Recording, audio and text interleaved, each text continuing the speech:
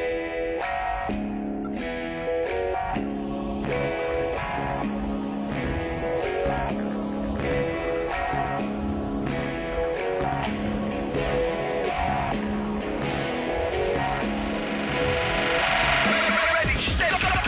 here with Guy Fieri. Not that you need an introduction. This is the coolest dude on the Food Network. Listen, I don't even cook, but I watch your show just to watch you and your reactions. And I love reactions. You have the best reactions. I mean, when you're tasting that food, you are like so excited about everything you taste. Do you know that I don't taste it before we shoot it? That immediate reaction has to be real. Yeah. I don't like try it and then say, okay, let's go ahead and shoot this, and then I give you some, made up reaction. It's real deal. I'm in it, and a lot of times I don't eat before I go. Like I'll do my workout, I'll have a cup of coffee, a banana. Try to eat the healthy side of life. But, coffee and a banana. That and fruit juice. We do the fresh juicing in the morning. I make everybody on my film crew because we do eat some pretty robust food. So, but no, what you see is what you get. It's real deal. Well, have you ever tasted something that you didn't like when you're filming? Oh, yeah. Then what happens? You edit it out? It doesn't happen much anymore, but like in the first couple years that we did it, we did have some situations where, it wasn't exactly prepared the right way, or the chef was a little nervous and it didn't, got burned or whatever.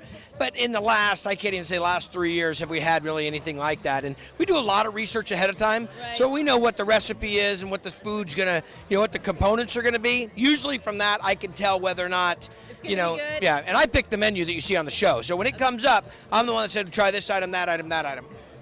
And you often say, I'm going to go back and I'm going to make this.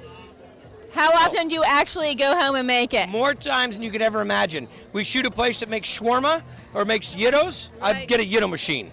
No, I have to. You do? This is what I do. This is what I love. This is what I embrace is food and the culture around it and the people and the story and the energy, and that's all my.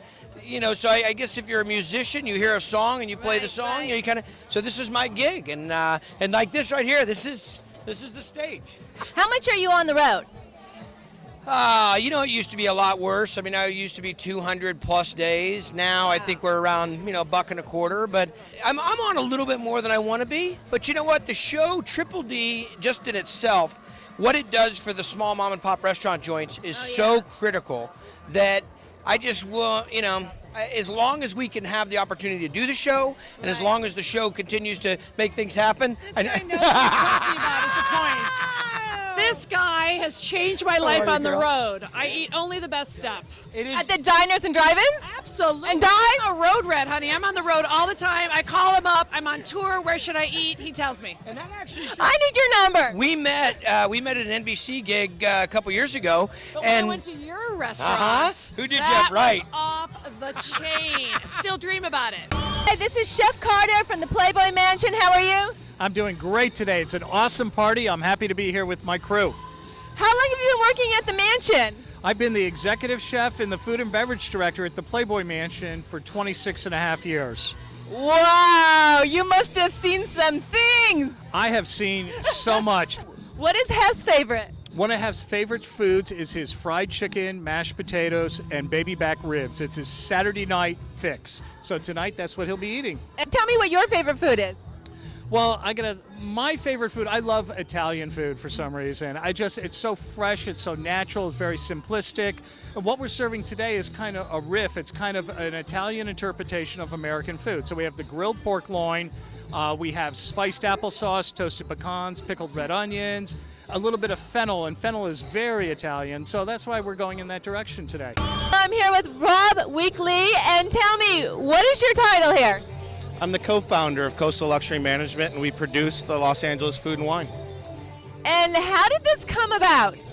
We started Pebble Beach Food and Wine about 4 years ago, doing, taking over Pebble Beach in Monterey, California, and really creating the world's greatest food and wine events. I used to run an event called the Masters of Food and Wine, and after 21 years, that moved to Argentina, and we started Pebble Beach.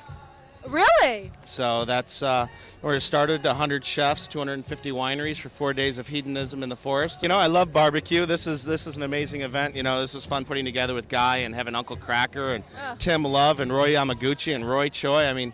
You can't beat the chefs here, and you're just roaming around having the great food, 100 different breweries, and then Uncle Cracker performing. I know, I mean, right? how much Perfection. fun on the beach. What does Barcelona Enterprises have to do with the event? It's been a great partnership with helping us out with putting everything together. It's coming down into a new city and finding things out and learning the tricks of the trade kind of here in the city and the way all the departments work, and they've been a big help with putting the event together. And can you name some of the charities that are involved? This year's event will benefit St. Vincent Meals on Wheels. So we're set out to raise $500,000 in our first year for St. Vincent Meals on Wheels. This is Kathy Griffin. Nobody knew that, but I didn't think that you actually ate food because you're so skinny. So what are you doing here at the Los Angeles Food and Wine Festival? Shh, don't tell anybody in Hollywood that I actually eat. And I have carbs, because Guy Fieri made me something delicious with rice and chicken, and I don't know what else, and I don't care. I love these food festivals. I train for them like an athlete. I've been saving my appetite for days. And you follow the food festivals around? I kind of do. I've actually been to a few, and I'm a fan of the magazine as well, but really I'm a fan of the food. There's a dessert event tonight that is Pure Decadence, so of course I'll be there, but I might wear a wig or something so nobody in Hollywood knows I'm there.